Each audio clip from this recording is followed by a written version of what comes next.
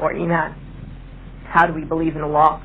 What is correct belief in Allah? What is correct belief in the Prophet Muhammad sallallahu alaihi wasallam? What is our correct belief concerning the last day? This is known as Aqidah or Iman. But as far as how we worship Allah, how do we perform our salah? How do we pray? How do we fast from Ramadan? How do we make Hajj or pilgrimage to Mecca? And also, how do we deal with one another? In the sense is, how do we get married? How do we divorce? In a Muslim state, how do we deal with the criminal? How does the judge between two people? How do we buy and sell? This is known as the Sharia. And studying this Sharia is referred to as fiqh. We know how to worship Allah. We know how to deal with one another based upon the proofs we find in the Book of Allah, the Qur'an, in the Sunnah of the Prophet Muhammad sallallahu alaihi wasallam, in the consensus or the ijma' of the Muslim scholars after the Prophet sallallahu alaihi wasallam's death. They all agreed upon a certain ruling. And likewise in correct analogy. Sound analogy means that if we found something mentioned in the Book of Allah or in the Sunnah of the Prophet Muhammad sallallahu alaihi wasallam, and then some new affair appears that was not there in the time of the Prophet Muhammad sallallahu alaihi wasallam, we can then say, well, since Allah or the Prophet sallallahu alaihi wasallam said such a thing was permissible or impermissible, and this is the same type of thing, and therefore we can judge it to be permissible or impermissible.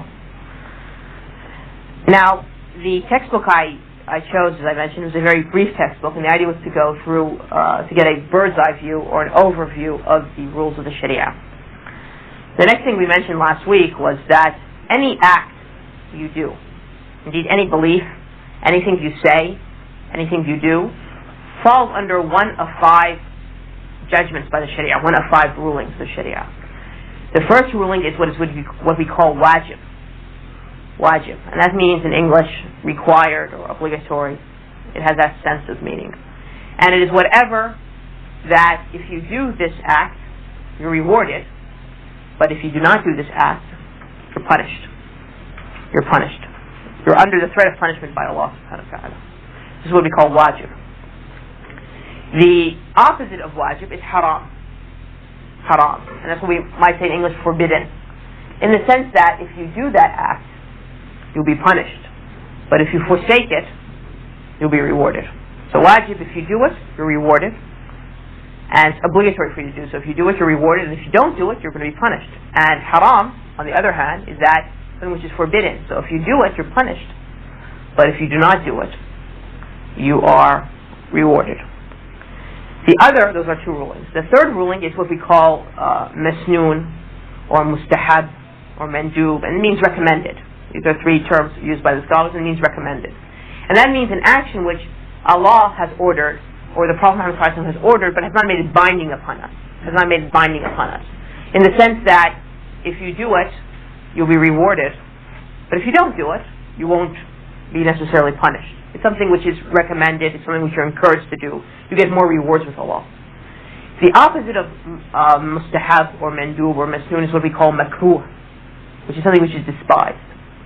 And this is an act or a statement which, if you do this act or statement, it's something which is disliked. You won't necessarily be punished for it, but if you forsake it, you'll be rewarded.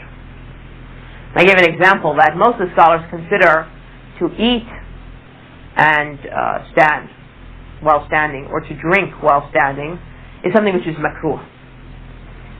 Some scholars consider it forbidden, but the majority of scholars consider this to be makruh, something which is disliked.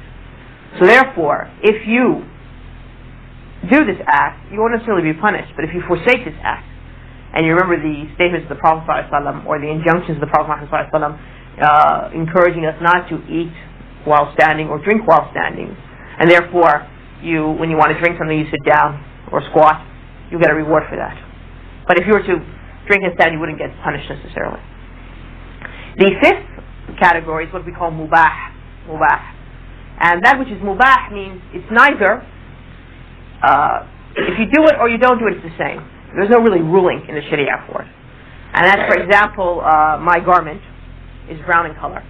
Had it been blue or green or gray, it doesn't make any difference according to Sharia. This is something which is mubah. A person can choose whatever color according to his likes or dislikes. It doesn't have any ruling in the Sharia. And likewise, if somebody prefers to wear cotton, or prefers to wear, for instance, a synthetic type of material, it doesn't make any difference in the Sharia. This is all permissible. It has all been made lawful by Allah subhanahu wa ta'ala, and therefore, whatever you choose, it has no ruling in the Sharia. Now, that's what we discussed last week. Then the other thing we discussed, the third matter which we discussed in the lesson, was that we should know that what is required for us to learn a fiqh. I mean, in terms of iman, every single one of us has to know how to believe correctly. It's required upon every single human being, indeed even the jinns, that they have to know the essentials of belief. They have to know that Allah subhanahu wa ta'ala is one, that He's to be worshipped alone, that He's perfect, He has no fault. They have to know, for instance, that the Prophet Muhammad was sent to all of mankind, irrespective of what religion they had previously, or irrespective of the people they come from, their race, or where they were born in the world, the nation they come from. And likewise, one has to know that he's the final prophet, for instance.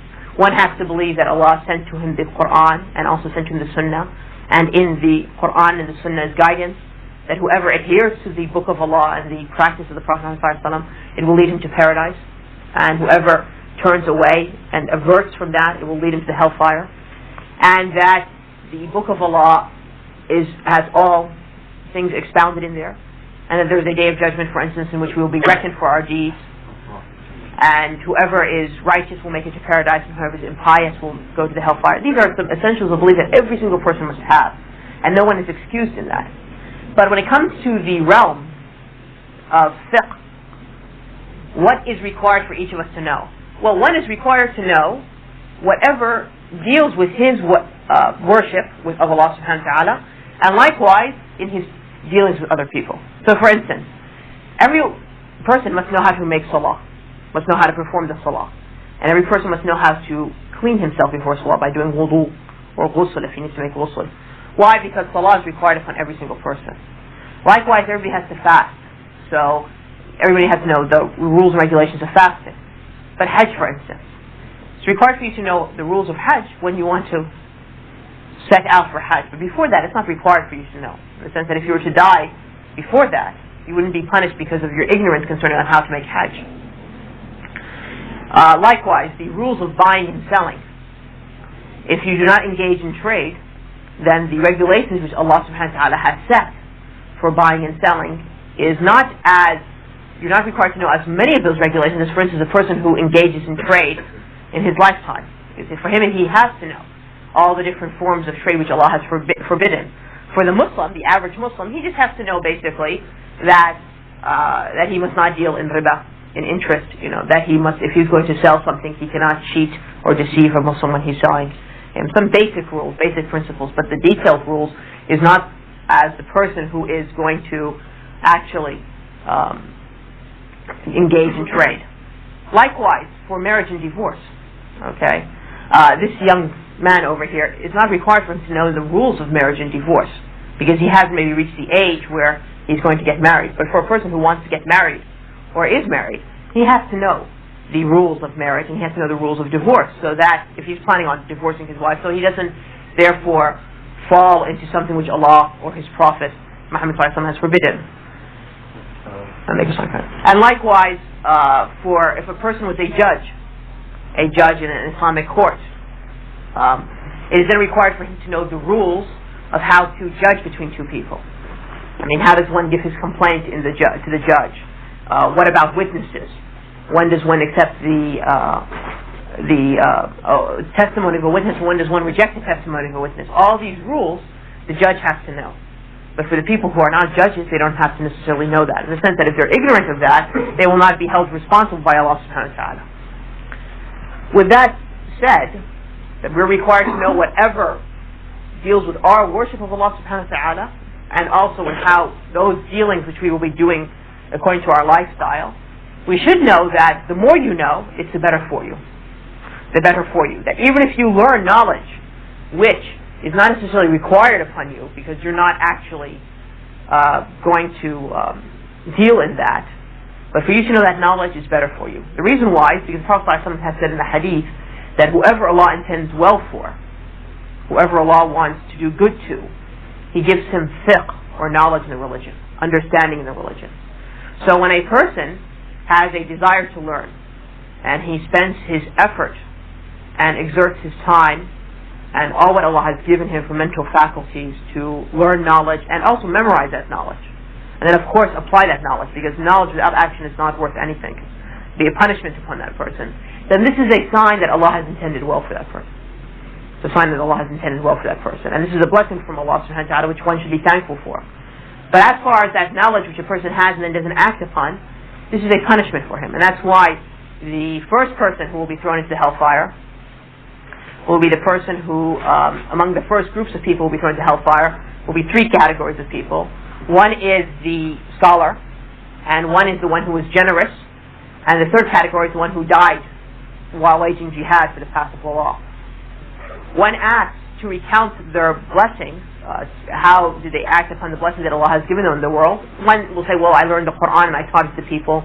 One will say, oh, Allah, you gave me money and I spent it generously to the people. And one will say, I waged jihad in the path of Allah until I died. However, it will be said to these three groups of people that you lied, that you only did this so that people could say that you're a scholar, that you only did this so people could say that you were a generous individual, that you only did this so people could say that you're courageous, that you're brave, that you went to jihad and so forth. So therefore, the knowledge that we learn, if it's not done purely for the sake of Allah, it's not going to be in our benefit, it will be in our detriment.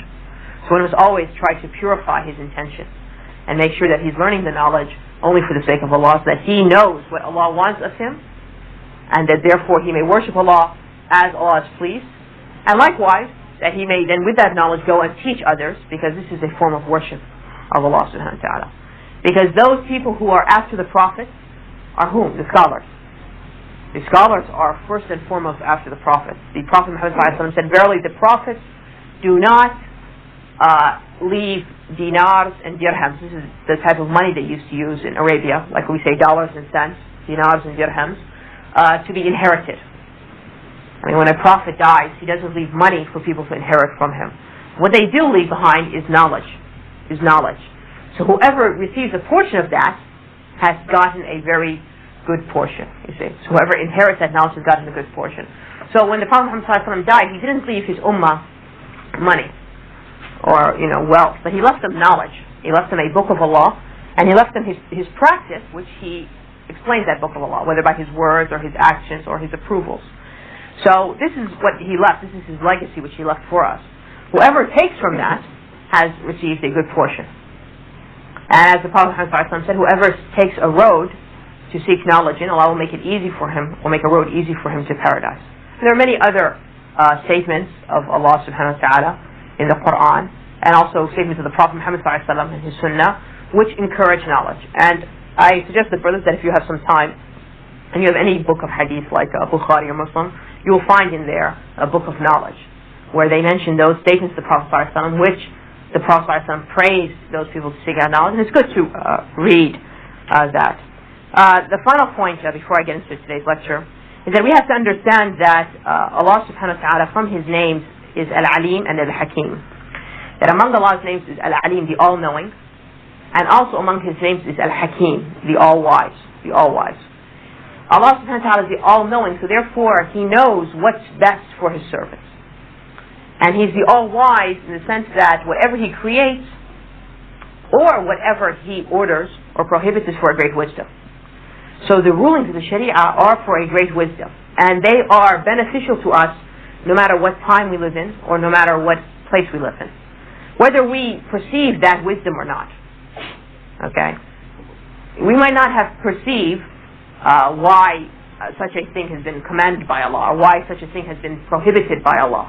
However, that we should be certain in our heart that it's for a great wisdom, and that it's only for our benefit, even whether we perceive that or not. And it's upon us then, therefore, to obey and to fulfill the commandments of Allah. Now, if we do have an understanding as to the wisdom, as to why Allah commanded that or Allah prohibited that matter, we therefore will increase in faith. And let me give an example. For those Muslims, let's say, who have lived in a society where they've never seen people drink wine, for instance, or drink beer, or take intoxicants, right? They might know that it's forbidden. And they might believe in the Qur'an that, as Allah has said, that it causes enmity between people. and that also it prevents people from the remembrance of Allah. But their faith in that, they believe that because Allah has said so, but they do not actually, their perception of that is not as, for instance, those people who live in a society where you see people, drink and take intoxicants, whether, drugs or beer or whatever, and you actually see how it causes enmity between them. You see how it leads them to kill one another, and you see how it leads them to be diverted from the remembrance of Allah. Okay, so this is a wisdom which we can perceive because we've seen it. Some other Muslim who's never seen people take that, he might not have perceived that. Likewise, for instance, if a person lives in a society where people pray 5 times a day and the prayers observed publicly, he would be able to expound and mention the benefits that prayer has on the society as a whole. And for instance, a person who, because he lives in a non-Muslim country, has never seen that. People observe the 5 prayers a day. As a whole society, publicly and so forth. So the point is that, but that doesn't, because we haven't seen maybe all the benefits, doesn't mean we can forsake our prayers. So the point is that we should know, as a belief, that Allah is all knowledgeable, He's all wise. Whatever He commands or prohibits is for a great wisdom. And since He's all knowledgeable, He knows what's best that deals with us as human beings. He created us and He knows what's best for us. However, though, that should not prevent us from, if we're unaware of these wisdom, the specific wisdom for a certain command or prohibition, to not do that act and say, well, until I know why, I'm not going to do it. No, rather, we testify that there is none to be worthy worship except of Allah, and we testify that Muhammad is the messenger of Allah. So therefore, Allah has commanded us this, and the Prophet has commanded us this, or prohibited us some matter, therefore we must do or stay away with that, whether we acknowledge that wisdom or not, whether we are aware of that wisdom or not. That was a brief introduction, and it discussed some of the things we mentioned last week. And now we'll start with today's lecture. Okay. Yeah. So the first thing we should know is that the Prophet Muhammad ﷺ mentioned in the hadith that Islam was built upon 5 matters, 5 pillars. 5 pillars. And he said that the first pillar was to testify that none is worthy of worship except for Allah, and that Muhammad is the messenger of Allah. And the second pillar was to establish the salah, or the prayer. And the third pillar was to give zakat, the charity. And the fourth pillar was to fast, to make hajj to the house, meaning to Mecca, the house of Allah in Mecca, the Kaaba. And the fifth pillar, he said, was to fast Ramadan. This hadith is in Bukhari and Muslim. So, as we mentioned before, that fiqh deals with the acts of worship. So the scholars usually would begin in their discussion of fiqh with the first pillar after the testimony of faith, and that is the salah. And they would discuss matters dealing with salah, and then they would go to the zakat, and then they would go to the fasting, and then they would go to the hajj. As far as, we'll just review in brief the testimony, because it's very important that everybody understands the meaning of it. As far as the testimony that none is worthy of worship except for Allah, it means that every single person, every single individual, must have the knowledge in his heart, the belief, and also the adherence that only Allah is to be worshipped, and none other besides Allah. And so therefore, all the acts of worship, whether dealing with acts of worship of the heart, or acts of worship of the body, must be directed to Allah alone and to none other. Because only Allah deserves to be worshipped. Acts of worship of the heart mean what? Mean matters like fear. Okay? Fear. In the sense, that type of fear of worship.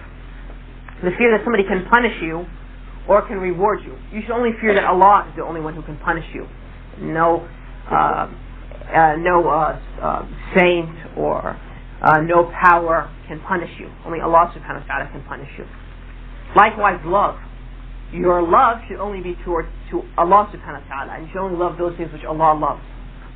Likewise, your tawakkul, your reliance and trust should be upon Allah, and your trust in Allah. These are acts of worship of the heart. As far as acts of worship of the body, of the limbs, like prayer, fasting, performing hajj, waging jihad in the path of Allah, these acts also should be only done for Allah subhanahu wa ta'ala. Slaughtering should only be done in the name of Allah. If you do a vow, you should only vow to Allah subhanahu wa ta'ala. So these are the acts of worship. So when we say La ilaha illallah, we are saying that no act of worship should be directed except for Allah subhanahu wa ta'ala. That He's the only one to be worshipped. Neither prophet, nor angel, or righteous individual deserves any worship. We can set no intermediaries between us and Allah to send our prayers to. The only intermediaries are those of the prophets, and they're intermediaries in the sense that they come and they tell us what Allah has commanded or forbidden. But in terms of our prayers, we do not direct no act of worship to them. The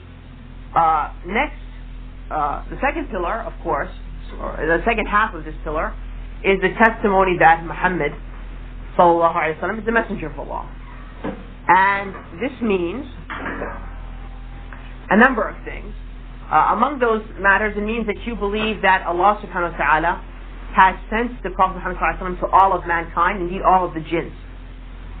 So that everyone, whether he is a white person or a black person, an Arab or a non-Arab, whether he was born in any place on the earth or in any time after Allah sent the Prophet Muhammad sallallahu alaihi wasallam, whether he's from the human beings or he's from the jinns. The jinns are a creature of Allah subhanahu wa ta'ala that we do not see. They were created from fire. It is required upon them that they obey the Prophet Muhammad sallallahu alaihi wasallam. And it's required upon them that they believe in whatever the Prophet Muhammad sallallahu alaihi wasallam has said to them, and that they obey him, and they leave what he has forbidden, and that they worship Allah according to his way, his sharia, his sunnah. Because the only road to paradise is that the road which Allah revealed to the Prophet Muhammad sallallahu alaihi wasallam. After Allah sent the Prophet Muhammad sallallahu alaihi wasallam, all paths have been closed. It's no longer permissible to follow the sharia of Moses or the sharia of Jesus, the son of Mary. Even if we were to imagine that they still existed, pure and uncorrupted, it would still be impermissible to follow those ways. But the only way to follow is that of the Prophet Muhammad sallallahu alaihi wasallam. So these are, and of course, the belief that the Prophet Muhammad sallallahu alaihi wasallam is the final prophet, that there's no prophet after him. These are matters that deal with faith in this second testimony, to testify that the Prophet Muhammad sallallahu alaihi wasallam is the messenger of Allah. And the details of that are very important, but there have been other lectures, I'm sure, that have covered that. So now we'll come into the actual topic, and that is, as we mentioned, the Prophet ﷺ said that Islam was built on 5 pillars. The first pillar, he mentioned after the testimony of faith, was salah, the establishment of salah. So the scholars of fiqh always would start off with salah, because it's the most important act of worship. In fact, the Prophet Muhammad ﷺ said in a hadith that the first matter which a person will be judged with concerned is his salah. If his salah is well, in the sense that he's done all his prayers and it's all been accepted by Allah subhanahu wa ta'ala, then his rest of his actions will be judged. But if it's not, he'll be taken to the hellfire. So the first matter is the matter of salah. And no action has been described as the one who leaves as a disbeliever except for that of salah. It's the only action. We're talking about beliefs now, we're talking about actions, in which the one who has forsaken it, some scholars have said that he's a disbeliever. And the reason why is because the Prophet ﷺ has said in some hadith that that which is between a person and disbelief is salah. So whoever forsakes it, he has disbelieved. So for this reason, some scholars took the words of the Prophet ﷺ, meaning that, literally, that whoever does not pray, therefore he's a disbeliever, even if he says, La ilaha illallah Muhammad Rasulullah. So this is the only action. And so for the importance of this action, the scholars always would begin with this first, because it's something which everybody has to know. Now, prior to praying, there are certain conditions that must be met. Certain shurut, as they say in Arabic, conditions. And the most important of these conditions is tahaarah, or purity. Purity. And tahaarah, as the Prophet ﷺ said, that Allah does not accept a prayer unless a person is tahur, pure. And this hadith is in Bukhari and in Muslim. So what does one have to purify himself from? Well, he has to purify himself from 3 things, 3 matters. And likewise, he has to be pure in 3 places. 3 places. And I'll write this down for it. So as a reference, so when I mention these, you want...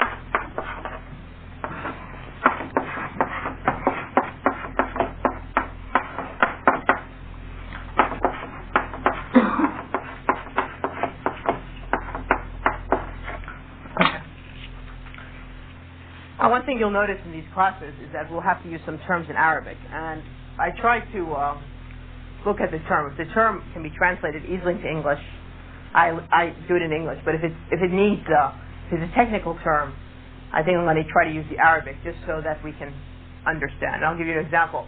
For instance, the term najasa, it means filth, right?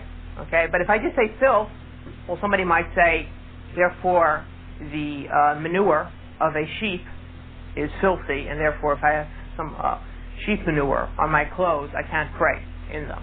So that's not true, because according to the, as we'll see, the manure of any animal which you can eat is not considered najasa, you see.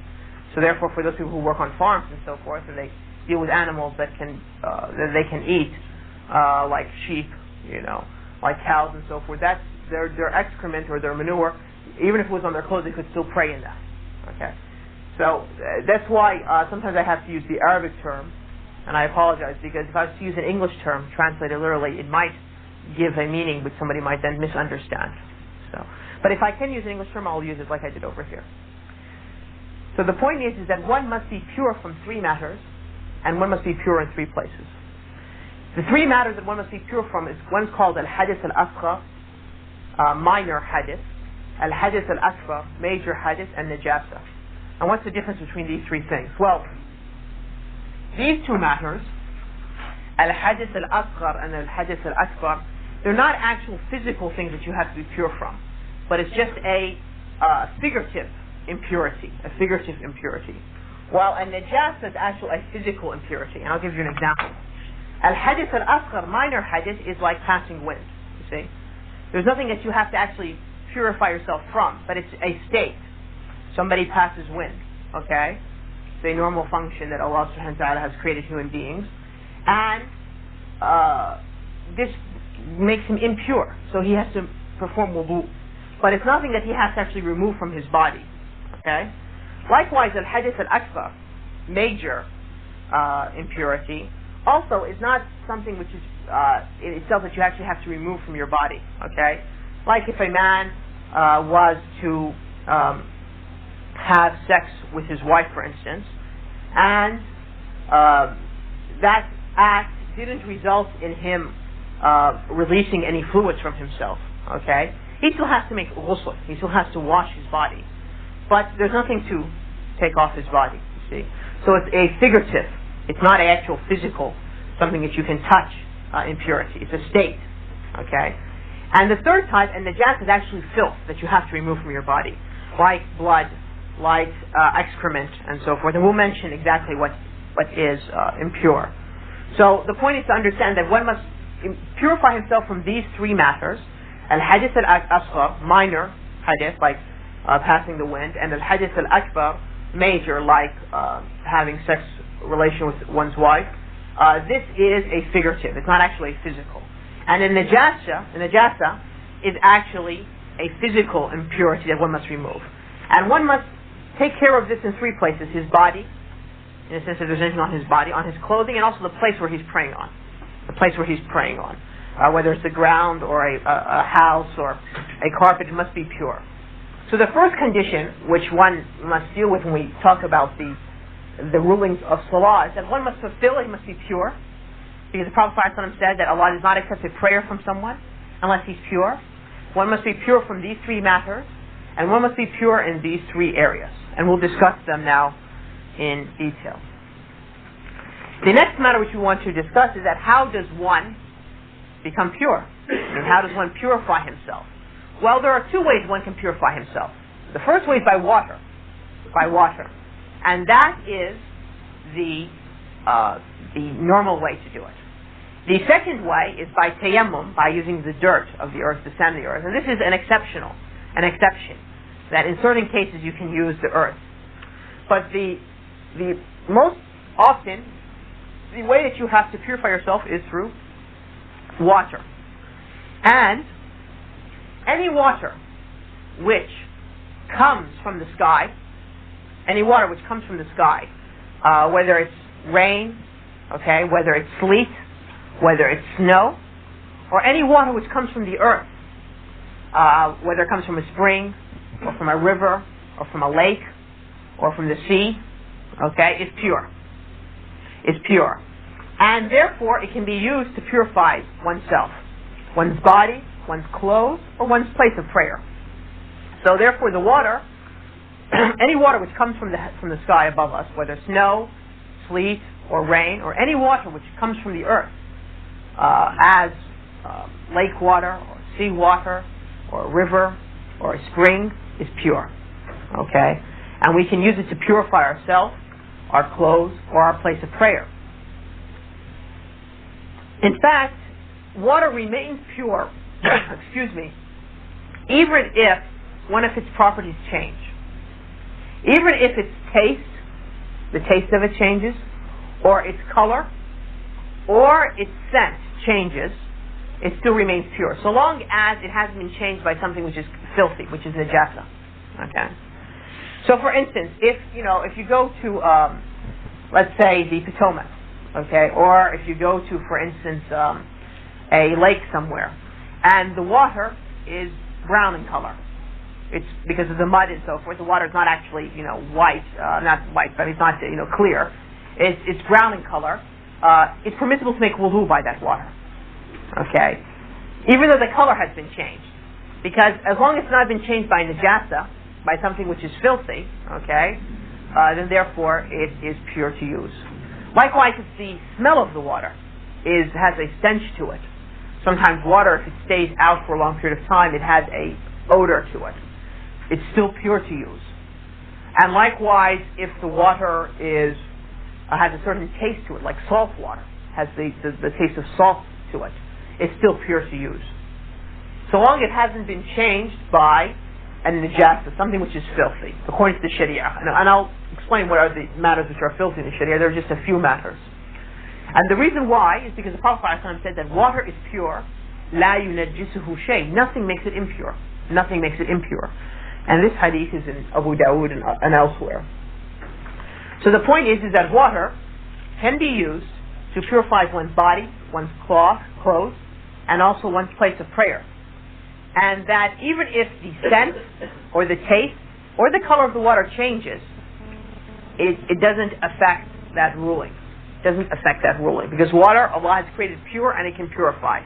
Whether it comes from the sky above us in the form of rain or sleet or snow, or whether it comes from the ground, we find it in a river or in a lake or in a spring or elsewhere, it is still pure. However, though, if one of its properties, being the scent of it, the taste of it, or the color, changes because of the najasa, then it's no longer pure, and you cannot use it to purify yourself. Now, let us now mention what are the actual matters which are najasa. Okay, since we mentioned that concerning water, the first matter, of course, would be the excrement and the urine of a human being. This is najasa. Okay, so the excrement of a human being, okay, or his urine is najasa. The second thing would be blood. Human blood is najasa. However, though, a little blood is overlooked. I mean, for instance, if you have a small cut, and you have a little blood on your clothing, or some blood is coming from your body, you're bleeding a little bit, that's not a problem. That is something which is overlooked. However, though, mind you, that if it's a loss of blood, okay, that and may Allah protect us from this, but let's say somebody was in an accident and he's bleeding heavily, then those garments are considered to be impure. He can no longer pray in them. Or if somebody was, instead of saying an accident, somebody was on the battlefield, and he was, injured or something like that. Then according to one opinion of the scholars, that this is no longer pure to pray in those garments. And likewise, we might say concerning blood, the blood which pours forth from an animal when it's slaughtered. For those brothers who've slaughtered before, if you slaughter an animal and when you cut the neck, the blood pours forth, gushes forth. That blood is considered impure. And therefore, if it gets on your clothing, you have to remove it from your clothing. But the blood which remains in its veins and remains in its flesh, that we, as when you even when you go to the store and you buy meat, if you go to the halal meat store and you buy meat, I mean, you can touch it, the lamb or the chicken, you know what I'm saying, and sometimes some blood will be in your hand. That blood is not considered impure. But the blood which pours forth from the animal is considered impure. But that which remains in its veins and in its flesh, that we eat, and so forth, is not impure. And it's meat. Likewise, every animal which is forbidden for us to eat, its urine and its excrement is impure. That's the third matter.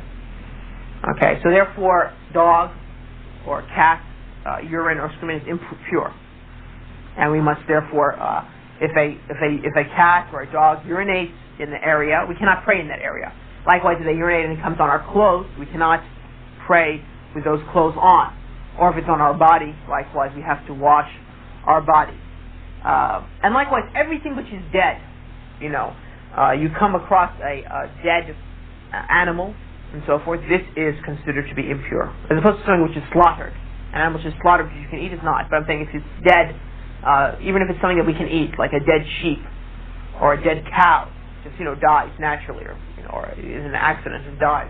Therefore, it's impermissible. This is impure, except for, of course, the human being, because the Prophet Muhammad ﷺ said that the human being is pure in life and in death, in a meaning of one of his hadith. And likewise, that which doesn't have any blood which comes from it, insects. Okay, and, if you kill an insect, the blood doesn't really come forth from it. Okay, so therefore these things are not impure if you find them dead or something like that. This is not something pure. And likewise, as the Prophet ﷺ has told us, that it's permissible for us to eat fish and locusts. So therefore, fish and locusts, even if we find it dead, since it's permissible for us to eat while it's dead, is therefore not impure. Okay, so of anything which lives in the sea and its life is based in the sea and so forth, is not impure, even if you found it to be dead. And likewise, locusts are not impure. And likewise, the blood which is found in the liver and in the spleen is not also, even though it's a lot, it's also not impure. Now, the urine and the excrement of animals which we can eat are not impure. And that's why I said I don't like to use, sometimes I used to like to use the Arabic word. And the reason why is because we know that when some people came ill, they came to Medina, they made hijrah to the Prophet Muhammad ﷺ, they became ill. So what happened was that the Prophet ﷺ encouraged them to drink camel's urine. Okay? Had camel's urine been impure, obviously it would have been forbidden for them to ingest. But since the Prophet ﷺ encouraged them to drink that as a form of medication, therefore it shows that it's not impure. And likewise, the Prophet ﷺ told the people who are herd sheep, they take care of sheep and so forth, that they can pray where the sheep, defecate and so forth, because this is not impure. Therefore, it shows that this is not impure. So the point is that animals which we can eat, the urine and the excrement of animals which we can eat are not impure. And therefore, if you have on your body the excrement of, if you were a farmer, for instance, or you worked in a slaughterhouse, and you had some of the excrement or the urine of a sheep or a cow or a camel, any animal which we can eat, therefore one has not worried that he has to wash his garments and so forth. He can pray in that, or if it's on his body, he can pray in that. There's no harm, according to the religion. Now, likewise, the sperm of a human being is pure. The sperm of a human being, according to the correct opinion, is pure. It's not something which is najis. Although the Prophet Muhammad ﷺ, if it was on his garment and it was wet, okay, it hadn't dried yet, he would wash it, and if it was dry, he would just rub it out.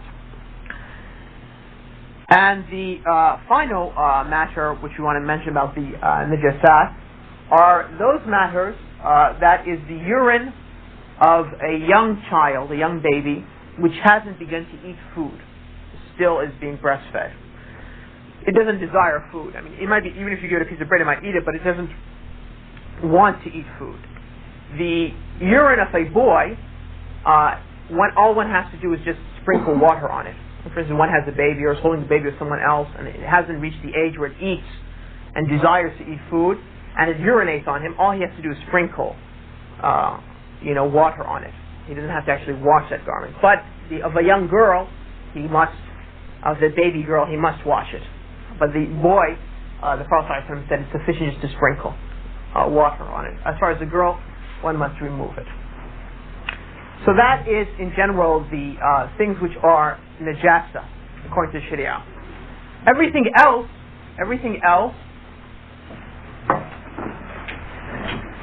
is pure. Everything else is pure, okay? Because the general rule in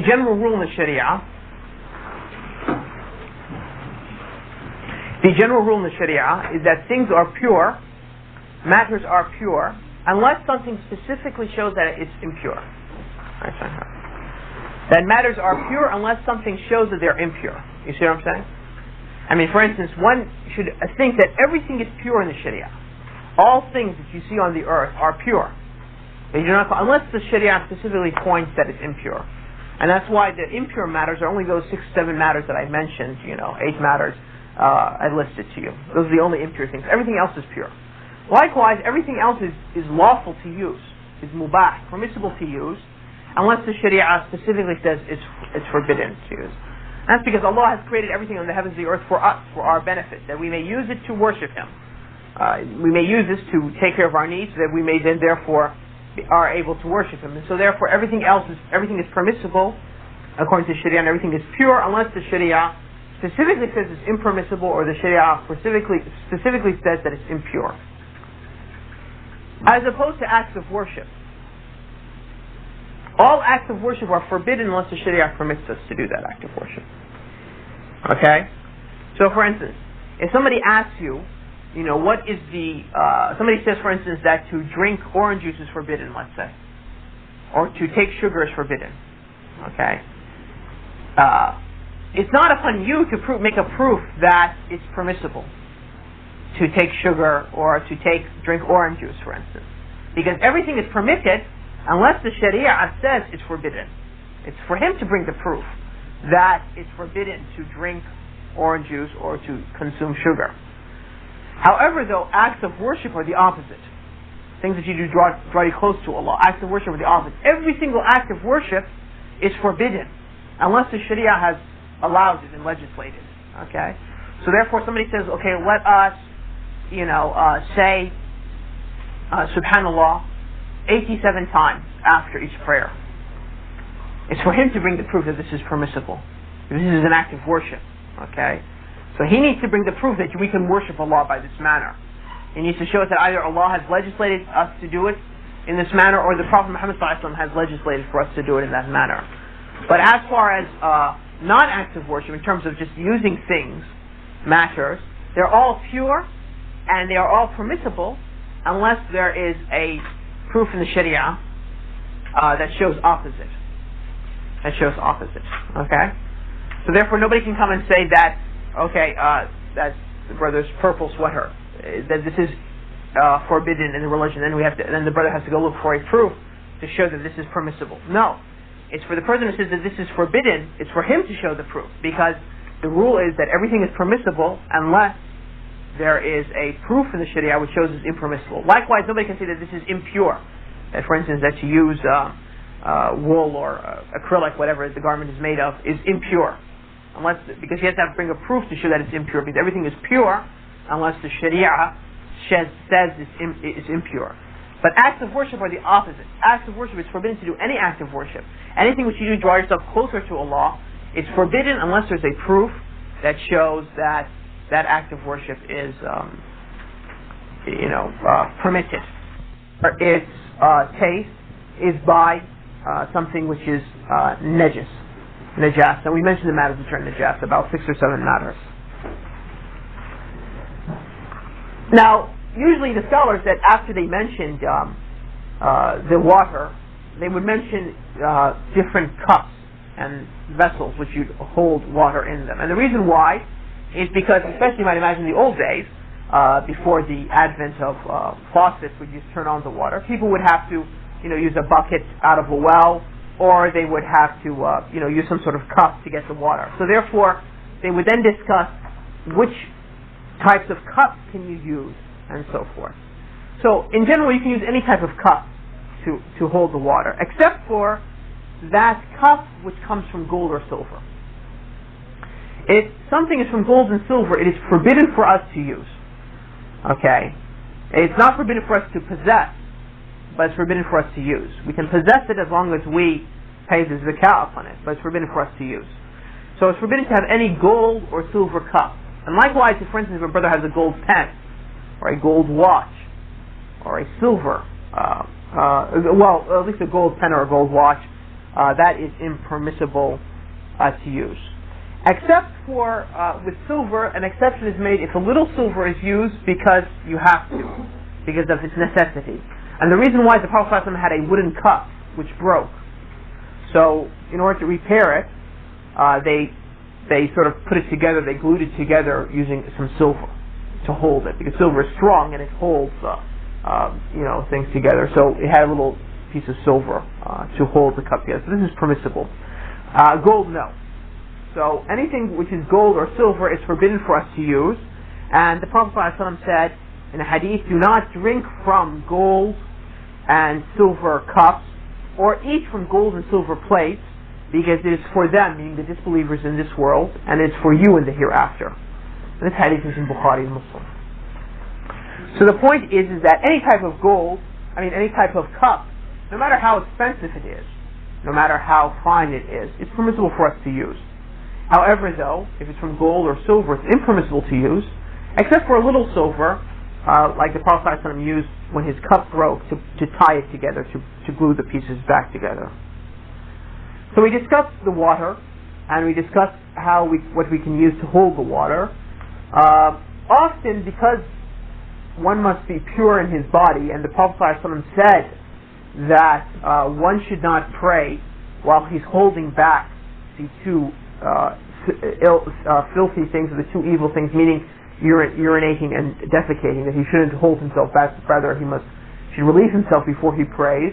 The scholars would then mention how does one purify his body, and how does one also the manners that one must have when he uses the bathroom, when he wants to relieve himself. And this shows how great the religion of Islam is, that the Islamic religion has not left a single matter unless it has given us some sort of ruling in it. Even how we relieve ourselves, Allah subhanahu wa ta'ala and the Prophet Muhammad sallallahu alaihi wasallam has legislated for us certain manners that we should adhere to in these matters. And we shouldn't just think that this is our own private business and that we can do it any way we want. But there's actually a ruling in that. Some of these manners is that the Prophet ﷺ said that when you enter the place that you want to relieve yourself, that you have to enter with your left foot. Unlike the masjid. The masjid, you enter with your right foot first. But you should enter the bathroom with your left foot. And also you should say, when you enter the bathroom, Bismillah. Okay? And you should say, A'udhu billahi. Allahumma inni a'udhu bika min al-khubathi wal-khaba'ith. Allahumma inni a'udhu bika min al-khubathi wal-khaba'ith. Which means, oh Allah, I seek refuge with you from the evil things, or it means I seek refuge with you from the male and the female jinns. Because it seems that one of the qualities of these jinns is that they like to gather in areas of filth. And so therefore the bathroom is a place which they gather in. So therefore the Prophet ﷺ told us that when we enter the bathroom we should seek refuge with Allah from the evil male and female jinns who gather in places of where filth is, like in bathrooms and like outhouses and matters like that. And likewise, when one leaves the bathroom, the Prophet ﷺ legislated for us that we step out with our right foot, opposite as we enter, and then we say Ghufranaka. Ghufranaka means I seek your forgiveness, Allah. And that is because the scholars have said the wisdom behind this is that because this blessing which Allah has given you, which to relieve yourself, is a blessing which you cannot thank Allah subhanahu wa ta'ala for. Because if you were to keep this waste was to be held in your body, I mean within a short period of time you would die. Maybe 36, 72 hours. I mean, for a person, if he cannot, relieve himself, that the poisons from that would cause his death. So therefore, this blessing that Allah subhanahu wa ta'ala has given us, that we are able to remove these from our body, is a blessing which, no matter how much we prayed and how much we thanked Allah subhanahu wa ta'ala, we couldn't thank Him properly. So therefore, the Prophet ﷺ taught us that we should say, "Ghufranaka," we seek your forgiveness, Allah.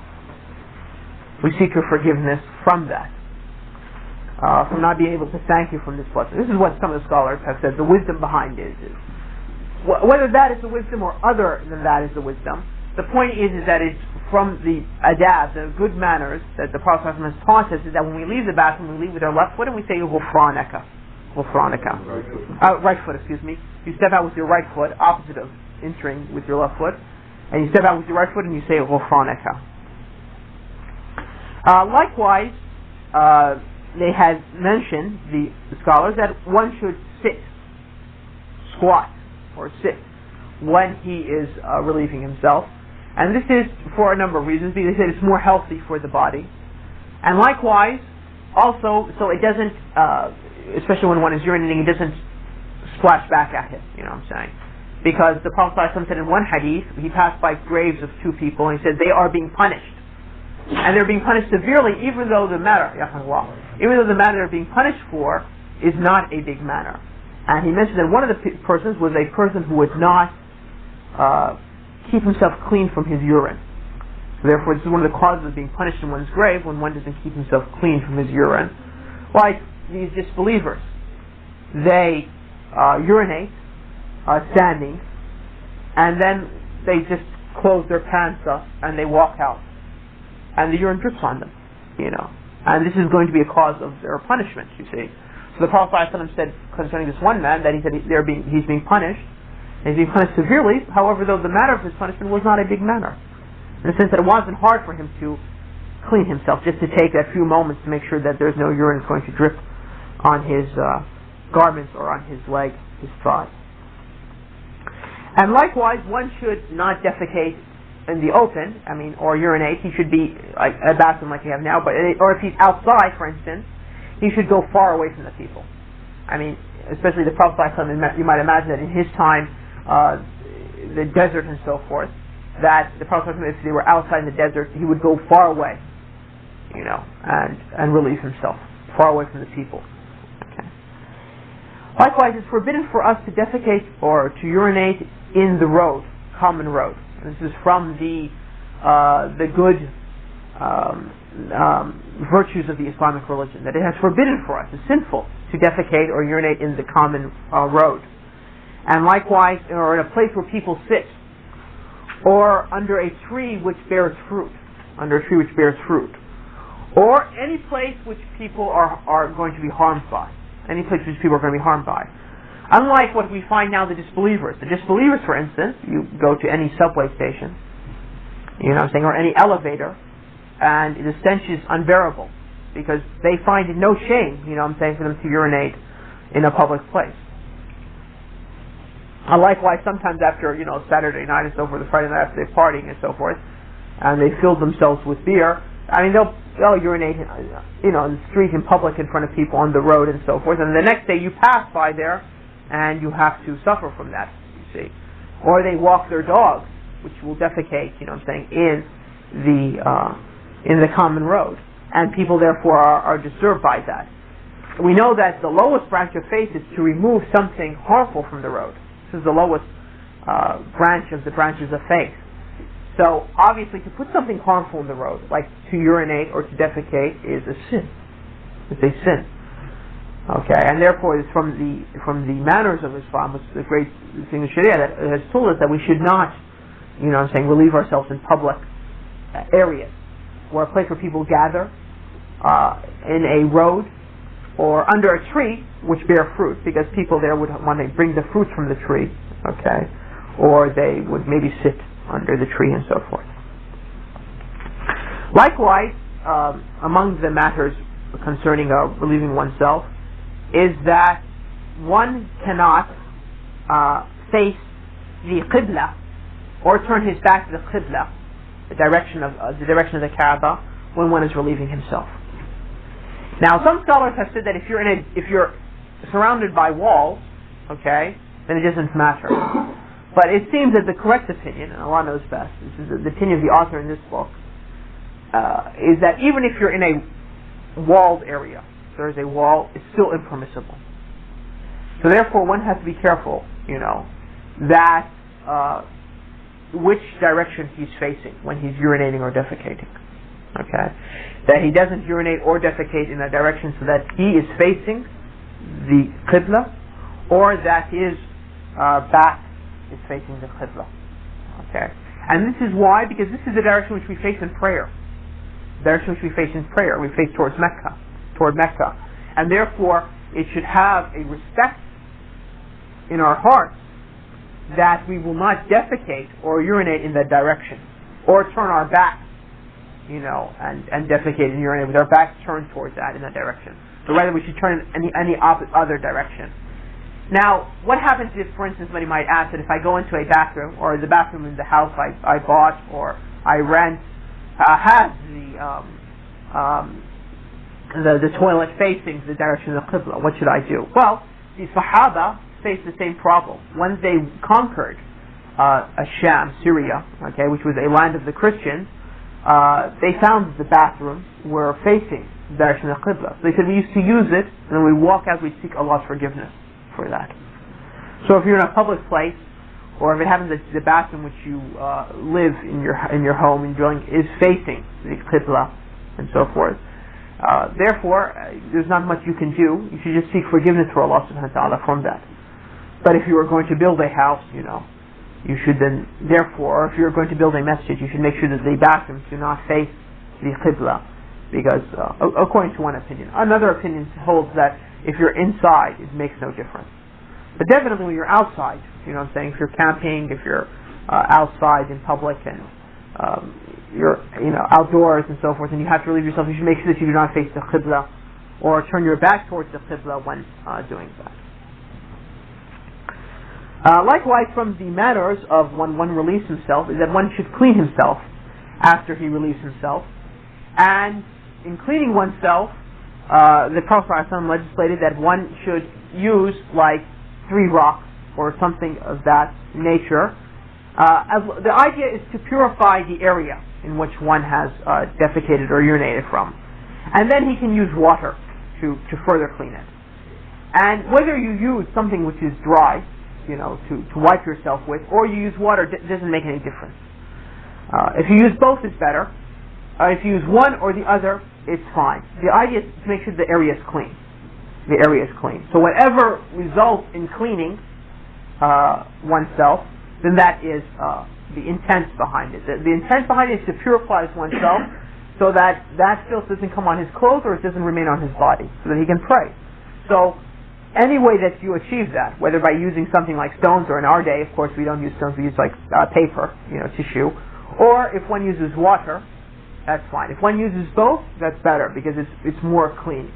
It cleans more. And in fact, the verse in Surah At-Tawbah that mentions that Allah loves the people who like to purify themselves, the verse was revealed because the people of the Ansar who lived at Quba used to clean themselves with water after they would defecate or urinate. So this is something that Allah mentioned in the Qur'an, that He loves the people who like to purify themselves. And so therefore using water is of greater merit and reward. But whether you use this or that. But you cannot use, for instance, a bone, or you cannot, as the people in Arabia used to use in the past time, they used to use also dry feces, dry camel feces, or use a bone. And the reason why is because this is the food of our brothers from the jinns.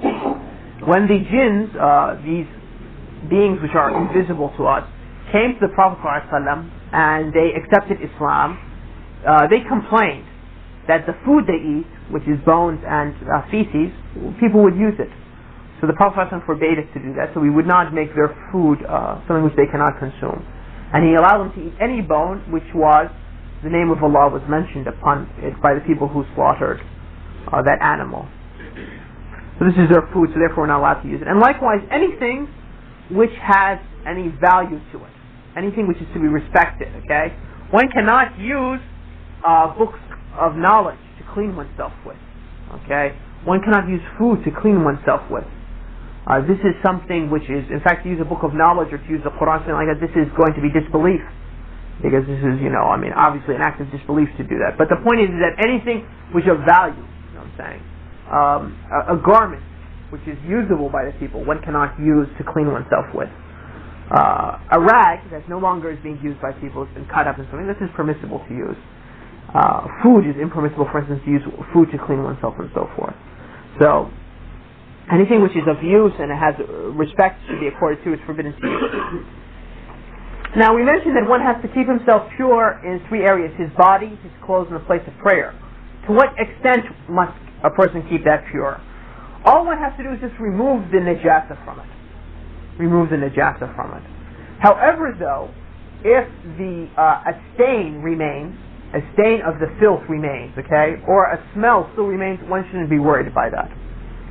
One shouldn't be worried by that, okay? And the proof is that some women have menstruation on a regular basis, and it's called istihaba, and we'll come to it, okay? So, as a result, you might imagine that they didn't have many clothes in the time of the Prophet ﷺ. People were, it's a poor society. So, one woman who had suffered from this constant menstruation, Prophet ﷺ said that all you have to do is make sure there's no blood on your garments, but you do not have to worry about the smell or the color if it remains. That's when you wash something, sometimes it still remains a stain of the color there, or sometimes still a smell can remain. That one doesn't have to worry about. Okay, the idea is just you have to remove that filth. So if it's on a place of prayer or on your clothes or your body, you just have to remove that filth, whatever matter of filth we mentioned, about 6 or 7 matters. And if a stain remains or a stench remains, one doesn't have to worry about it. Likewise, one has to only wash these things once, whatever it takes to remove that actual physical impurity. The only thing which the Sharia has told us to wash more than once is from the dog. From the dog. Whatever a dog drinks from, and the Prophet ﷺ said we have to wash it 7 times, one of which has to be by sand. By sand. So the first time is by sand, and then you wash it 6 more times with water. So if a dog drinks from a bowl or licks a plate or something like that, the dog is najis, it's filth, so therefore you have to wash that 7 times. The first time by sand, and the second 6 other times then by water.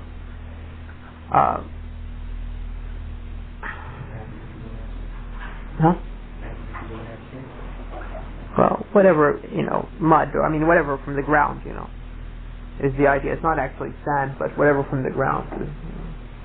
The earth, that's the intent of it. Now. So that in general is what I wanted to mention concerning, how much time do you have left? 10 minutes, yeah. So that's what I wanted to mention concerning the purity, okay? So what we discussed today was that you have to keep yourself pure from 3 things, major and minor a hadith, which is a figurative, and we'll be discussing that more next week. When we discuss the things which breaks one wudu, which nullifies one wudu, and the things which require a person to make ghusl, okay? Because the way you remove the minor hadith is by wudu, and the major hadith is by ghusl, bathing. And we mentioned today the najasa in detail, and this najasa must be removed from 3 areas: the body, the clothes, and the place of prayer. And that all it's required is just to remove so that impurity is removed, but if the stain or the scent remains, there's no harm in that. And likewise, we mentioned that water remains pure, even if its scent or its color or its odor changes, or the taste of it changes. However, though, if it's mixed with one of these najasas, that's the cause of its change of its odor or its taste or its color, then therefore it becomes impure, and you cannot use that water to purify oneself. That's in brief. And we also mentioned some of the manners for relieving oneself that Islam has enjoined upon us. And if there's any questions relating to the topic, inshallah, I think we have 10 minutes, because they said until 10 of 12 we have until...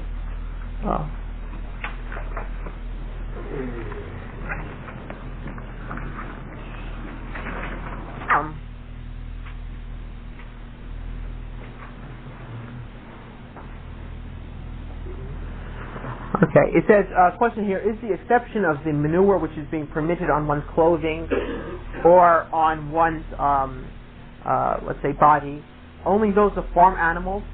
Does that also, for instance, include poultry? Yes, the rule is that it is any excrement or urine of an animal which is permissible for us to eat, that excrement or that urine is not impure.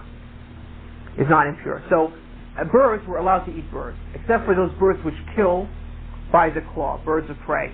So, for instance, pigeon droppings, chicken droppings are fine.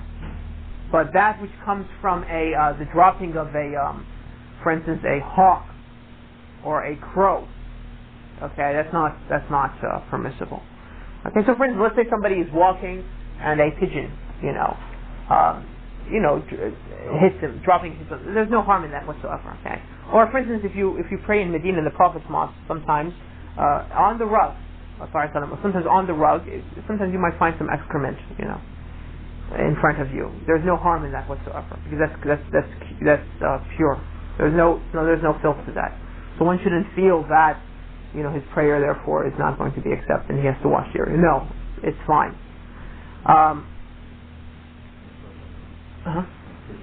Yeah, pigeon droppings. On the ground. Even though emission of semen is something that necessitates the ghusl, is that semen itself najasa? No. The correct opinion is that the semen itself is not najasa. As I said, that the semen of a human being is not najis. It's not najis, and so therefore that's why ghusl falls for sexual intercourse falls under this category, al-hadith al-asghar. So hadith al-akbar and hadith al-asghar falls in the second category, al-hadith al-asghar. These two categories, al-hadith al-asghar and al-hadith al-akbar, are figurative impurity. It's not actually physical impurity.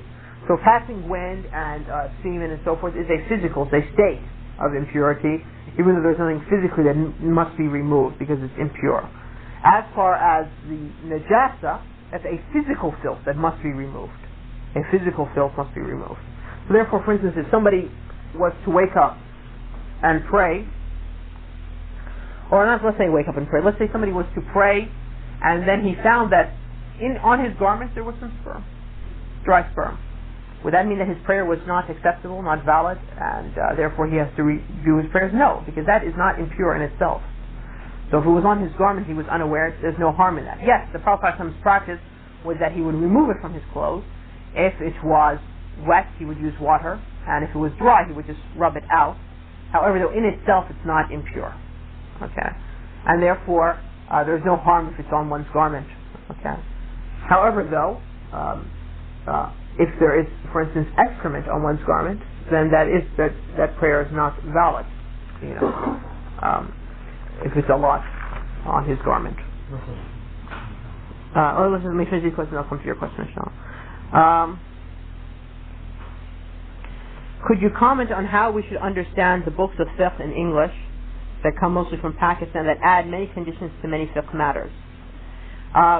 Yes, we should know that matters of fiqh are matters which sometimes there's differences of opinions in, depending upon the strength of the proof. Even the matters that I mentioned today by this author in this little small textbook, some of them are as I mentioned, are alluded to, are matters of difference. Like, for instance, if a person is inside a building and he wants to urinate or defecate and he's in the direction of the qibla, is that permitted or not? Well, the arguments are on both sides of the matter. Some scholars say that even if he's in the building inside, okay, there's a wall, around him and so forth, he still cannot face the direction of the qibla. Other scholars say no, that he can face the direction of qibla, that the prohibition is only when you're out. However, though, that doesn't, so therefore what we have to do when there's these differences, as Allah subhanahu wa ta'ala has said in the Qur'an, that if you differ anything, refer it back to Allah and His Messenger. That is better for you. If you believe in Allah and the last day, that is better for you, is your final determination. So those matters which differ, we need to find a proof for. And if they both have proof, we see which is the strongest proof. Okay? And, these matters of differences are not, it's impossible to remove them all, but the point is to try to adhere to the Qur'an and Sunnah to the best of our abilities, okay? Like this matter of facing, if you're inside or outside, of facing the Qibla when you're, I mean, this difference goes back to the time of the Prophet's companions. Okay, the author of the book which I'm using seems to take the opinion that even if you're inside, due to the status of the Qibla and the proofs and so forth, other scholars, you might find another textbook which might say otherwise. So the point is that in matters of fiqh, it's best when you're first learning fiqh, just to learn fiqh from one textbook of some reliable source. And then, after you have some knowledge and so forth, and your studies increase and you learn Arabic and so forth, then you can see the arguments of both sides, and you'll be able to choose which argument you might feel seems closest to the truth, based upon the rules of fiqh, of deriving proofs, usul al-fiqh, which is called, and the rules of hadith, and grading hadith, which is stronger or weaker and so forth. But for the beginning person, when we're first learning our religion, to take the textbook of any reliable authority and study it is the first step, until one develops the ability to deduce the arguments, or to first weigh the different arguments, and then finally when he reaches the third level, when he can deduce the arguments upon his own. Likewise, the point is also, I want to mention that he should also, even though he might take a textbook which he's studying, he should remember that always that the person we're supposed to obey is the Prophet Muhammad ﷺ, and that no scholar after the Prophet Muhammad ﷺ, no matter how great his knowledge or great his piety, also he's going to make mistakes, okay? And that nobody's infallible except for the Prophet Muhammad ﷺ. So we have this belief. With this as a means of learning, we learn from a textbook, so long as the author is reliable. Unfortunately, the books in English are basically not reliable for fiqh. The only book which is really a good book to use is Fiqh al-Sunnah. And then the problem is that some of the sections which were translated were not translated very well. But in general, it's a good fiqh book to use. However, they were somewhat lengthy. So that's why we didn't choose Fiqh al-Sunnah as a book to study between ourselves due to its length.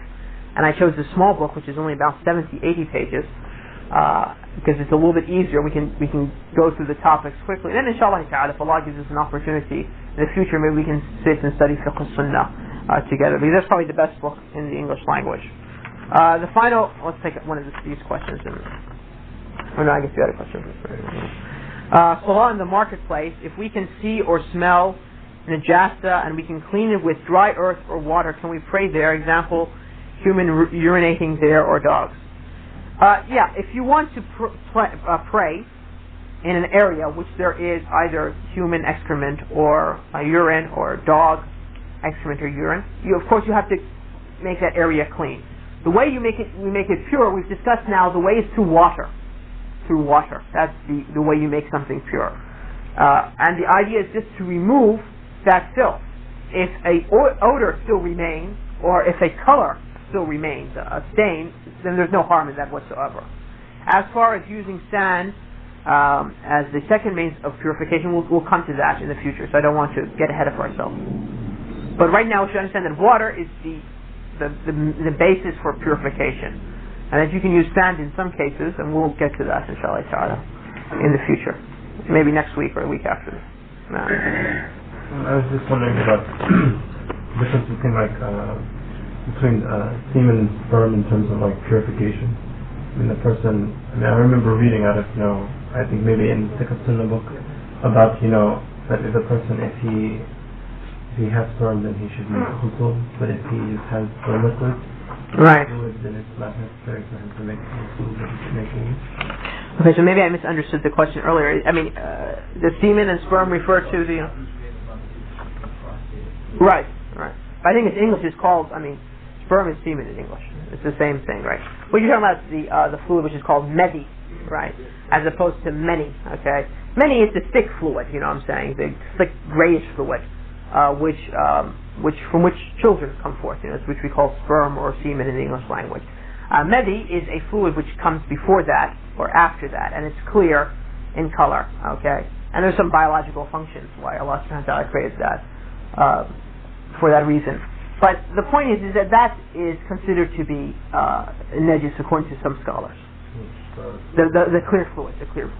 Because the Prophet ﷺ, some of his companions, Ali in specific, suffered from this discharging this. The Prophet ﷺ told him to clean his private parts. Okay, So they deduced from this that since the Prophet wanted to clean his private parts, was that it itself it was therefore filthy. Okay, that it was najis in itself. Other scholars say no, that it is the same ruling as the many, and therefore it's not in itself impure. I don't want to say which is strongest or not. I mean, what we'll say is that I think. I mean, I personally feel that it's best to clean oneself from that fluid, But the author in the book that we studied today, he didn't mention it as one of the matters, The thing is, we have to understand when we're studying fiqh, there are a lot of details, and therefore, you might imagine, like for instance, this little textbook is only 60, 80 pages in a small size, and fiqh al-sunnah, one volume, has a lot more. So there are a lot of details. The idea of this course was just to, or these series of lectures, was just to go through an overview of fiqh without not trying to get bogged down to details. I mean, I'll answer, whatever questions are in the question period, but not to get really into the details, because if we're to do that, I want to make sure that everybody has at least a good understanding of the Sharia in general, and then in the future, inshallah ta'ala, maybe we have a chance to study things in detail. So we'll take maybe one or two questions, inshallah. Talking about gold and silver cups, what about the silver-plated spoons and forks? Does it go? Silver-plated spoons and also is impermissible to use. If it's what is called, and they make a difference here, but in general, you can say it's impermissible. The silver-plated and gold-plated and so forth. Is this the same? It's the same meaning. Some of the ulama make a difference between, depending upon what it is, but in general, it's considered impermissible. In general, it's considered impermissible. The silver color, there's no harm in that. The coloring is not. It's not the color which is the problem. The problem is the actual metal itself. The actual metal itself. I mean, she was talking about the silver and gold. Yeah. Right. We shouldn't eat with forks and spoons. Absolutely. I was going to ask you about, like, if you on the toilet and you direction yourself a little bit on an angle away from the silver. Right. That's better. That's better. Obviously, according to what we studied today, according to the text of this scholar, which we said was Ibn Uthaymeen's Sheikh Sa'di, it's his opinion, and it's the opinion of other scholars like Ibn Taymiyyah, Ibn al-Qayyim, and so forth, that one should not face the Qibla. Okay, so for one to turn a little bit, so he's not facing the Qibla, that he's achieved what he's supposed to do. And they have many proofs for this. They have about 17 proofs for this matter. But it's a matter of difference of an opinion anyway. So, yeah. Is there something in here? Oh, no. There's some questions over here. Let me answer these questions, and then we'll have to leave it for, inshallah, for next week, because the time's ended. Why do some ulama say that abandonment of prayer is kufr? The reason why, as I mentioned, because the Prophet said in some hadith that the matter which is between us and them, okay, the covenant which is between us and them is prayer. Whoever forsakes it has disbelieved. Okay. So from this, some of the scholars have understood the Prophet meant by that he's left the religion of Islam. Other scholars have said no, it means that he has done an act of the disbelievers because the disbelievers do not pray, therefore he's resembled them, and therefore this is a major sin. There's a difference of opinion, but the point is to understand that the importance of prayer, that in fact the scholars have differed concerning prayer. If one forsakes it, is he a disbeliever or not, shows the great weight of this act of worship. In reference to clean water or filthy water, what about the condition of water which may harm the body, like cause polio, etc., but has not been changed by filth? Right. We are now talking about in terms of water to purify oneself, but obviously if the water has some sort of disease in it, okay, or obviously if the water has some poison, for instance, in it, okay, then obviously this is going to be forbidden to use. Not because the water might be impure, but because the Prophet ﷺ has laid down a rule in a hadith that we may not take anything or do which harms us or causes harm, okay. So this is something which is harmful, and Allah in the Qur'an says, do not, cause your own destruction or by your own hands. So obviously, if we knew that the water, for instance, had some sort of disease in it, there was some sort of bacteria, or that, for instance, that it was, had some poisons in it, or whatever, and therefore we would not be able to use this, okay, to clean ourselves with. But not necessarily because the water has become impure, You see, when we're talking about the impurity of the water, we're talking about the state of the water in terms of its removing filth, okay? But for instance, like that water which has a disease in it, bacteria, for instance, okay? And it's not fit for consumption, right? But it's permissible that, for instance, if you wash your clothes in it, it's going to cause no harm to your body. Would it then be impure for us to wash our clothes in that water? No. You see? You see? So the point is, when we're discussing purity, it's different than when we're discussing a matter of the health, you know what I'm saying, if it's harmful. And that's why 3 weeks ago when the water in Washington, D.C., they thought it was deemed unfit for consumption, they didn't say it had anything to do with washing your clothes. There was no harm, because that bacteria, even if it was in the water and it was in your clothes, it wouldn't harm your body anyway. So therefore, purity is one matter, and the consumption of water, whether it's healthy or not, and it's going to cause harm, is a completely different matter. And we'll find in the book of food, of at-Tamimi, we'll find the principle there that it's permissible for us to consume anything which is lawful and not harmful. Lawful and not harmful. That comes later on in fiqh. We have a lot of things to go. Okay, a question about meat. I'll leave that until we come to the book of slaughtering. To eat from silver plated dishes, we already mentioned that this is impermissible. To clean oneself with toilet paper without water, does it not leave something of najasa? It depends. If the point behind cleaning oneself is to remove the filth. If you achieve that, as I mentioned, by toilet paper, or in the old days used to stones, or if you achieve that by water, whatever way, the idea is to remove that filth. So if you use toilet paper to remove the filth, that's fine. However, though, if it does not remove the filth, then one must use water. And to use both is better. But if you use one or the other, as long as it removes the filth. Now the idea of removing the filth is to remove, any remaining filth. It doesn't mean that one has to, go to an extreme to make sure that there's no, filth whatsoever. A little, as the ulama say, that a little, urine left or a little feces left, is overlooked by the Sharia. Okay.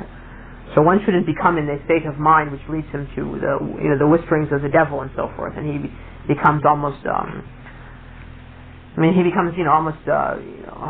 what's the word I'm looking for?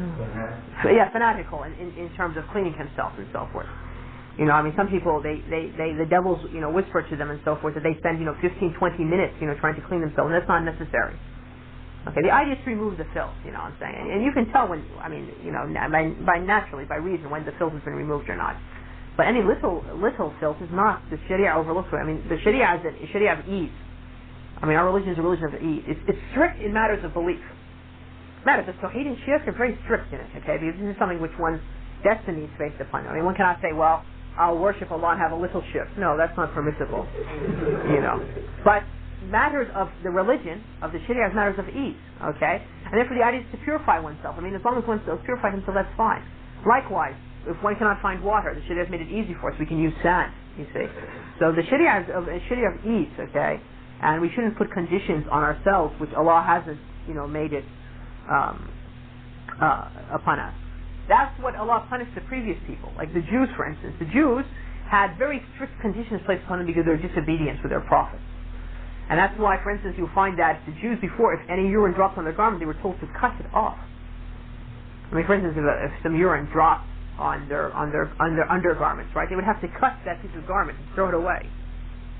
Okay, but for us, all we have to do is just put a little, drop some water on it, and that's it. We can still use it. So Allah has made things easy for us as a mercy from Him, and He hasn't put upon us the burdens which He placed upon the previous religion. This one question, I'll take this question, then we'll shall. If one is unsure if he has passed wind and doesn't smell anything, should he return to wudu or remake wudu? We'll come to this next week, inshallah, concerning wudu and what breaks wudu and so forth. Inshallah, this brother, I think. He said, what if, my son said, what if the toilet is messy? Should you clean it before you use it? And what if the toilet don't work? Should you still use it? Right. If the toilet's messy, you should clean it. Because if you sit on it and the toilet's messy, it's going to get on your body. And then when you want to pray, you see what I'm saying, son? You will have your body will be not clean. So you need to clean the toilet, okay? So that you don't have that on your body afterwards. But if the toilet doesn't work, that doesn't matter, because that's not going to get on your body. That's inside the toilet itself. Okay? So this is the last question, Sean. A lot of people give a number of times, say that you have to use this water to wash, say, the gas away. Is there a number, like 7 or something? So as we mentioned before, the only thing which requires number is with the dog. 7 times, and one of which needs to be with dirt.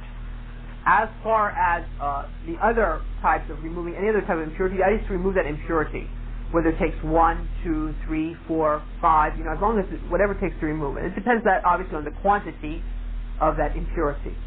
So, sometimes just a cup of water. Sometimes it might need a bucket of water, depending upon the situation. Allah knows best. Okay. So,